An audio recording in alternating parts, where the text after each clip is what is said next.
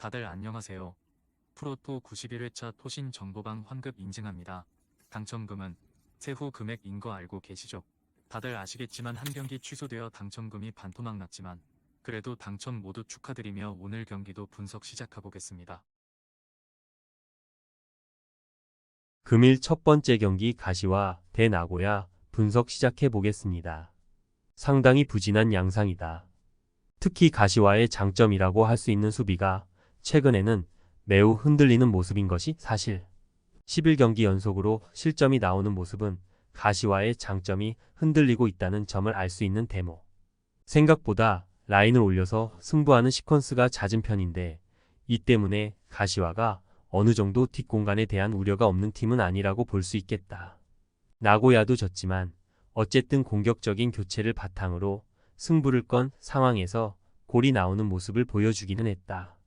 일단 나고야가 전방에서의 압박 강도를 높이는 상황이 있기는 하다는 것.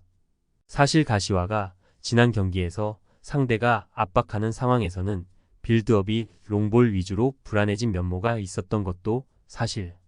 이를 생각하면 나고야가 전방에 힘을 주는 것은 어느 정도 효과가 있을 것으로 볼 수 있겠다. 나고야가 할 만한 상황이라고 보고 있다. 일단 나고야가 전방에서의 압박 강도를 높이는 상황이 없지는 않은 편. 이 상황에서는 가시와도 빌드업이 꽤 난잡해지는 양상이 강하다. 생각보다 높은 라인을 잡는 가시와 입장에서 최근 11경기 연속으로 실점이 나오는 모습도 좋게 보기는 어렵기도 하다. 금일 두 번째 경기 FC 도쿄 대 산프레체 히로시마 분석 시작해 보겠습니다. 도쿄가 지난 경기에서는 자기 진영에서의 실수가 나오면서 패배를 기록할 뻔했다. 사간도스가 결정력에서 그다지 좋지 못했던 것이 상당히 다행이었을 듯. 특히 히로시마가 상당히 전방에서의 압박을 잘 가져가는 편이라서 자기 진영에서의 공 전달에서 삐끗하는 상황에서는 안정세를 장담하기 어렵다고 보는 것이 낫다. 히로시마의 공수 전환 능력과 압박 능력은 여전히 높은 평가를 해줄 수 있다. 다만 히로시마도 도쿄를 상대로는 실점 위험성이 상당히 큰 편.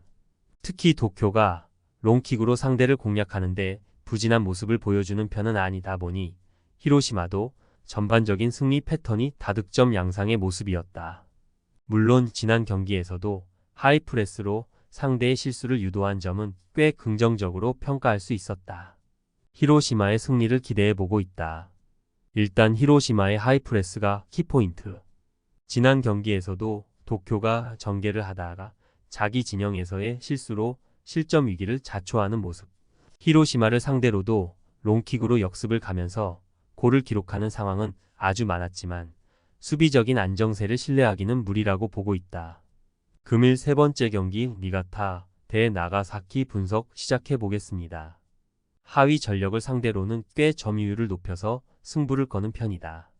특히 올 시즌에는 평균적으로 60%에 육박하는 점유율을 가져가면서 상대를 올가매는 모습을 보인 적도 많다. 물론 이 상황에서 쇼난에게 지는 등 확실하게 페이스를 자신들 쪽으로 끌고 오는 면모를 보여주지는 못하던 편. 미드필더와 수비적인 누수가 좀 있다는 점이 니가타의 약점이다. 나가사키는 미토와의 매치에서도 좀 흔들렸고 지바에게도 당한 바 있다. 전반적으로 상대가 눌러버리는 상황에서는 수비적인 약점이 꽤 큰 편.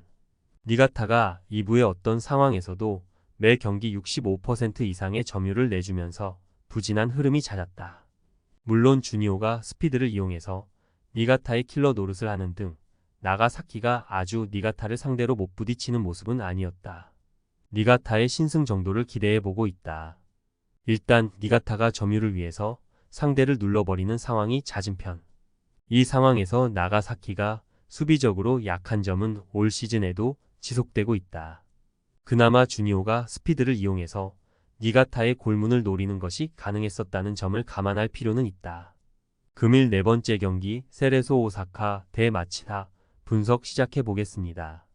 마치다를 상대로는 전반적인 상성이 좋지는 못한 편이다.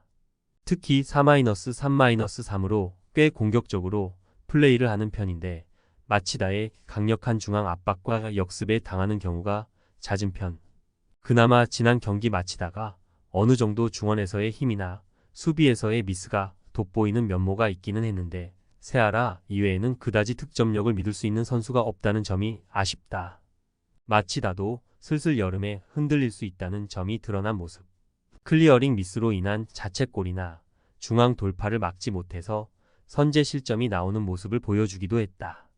대신 전반적으로 롱볼 위주로 간 공격도 세레소가 라인을 꽤 올리고 공세적으로 플레이한다는 점을 생각하면 어느 정도 통할 가능성은 있다.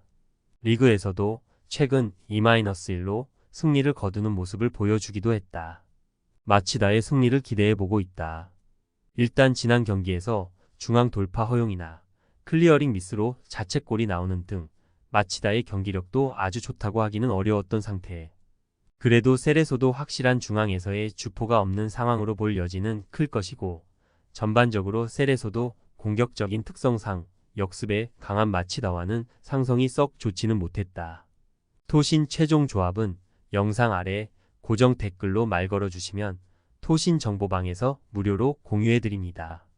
제발 손해보면서 토토하지 말고 다같이 웃으면서 즐겁게 베팅합시다. 함께 하실 분들은 부담 갖지 마시고 편하게 말 걸어주세요.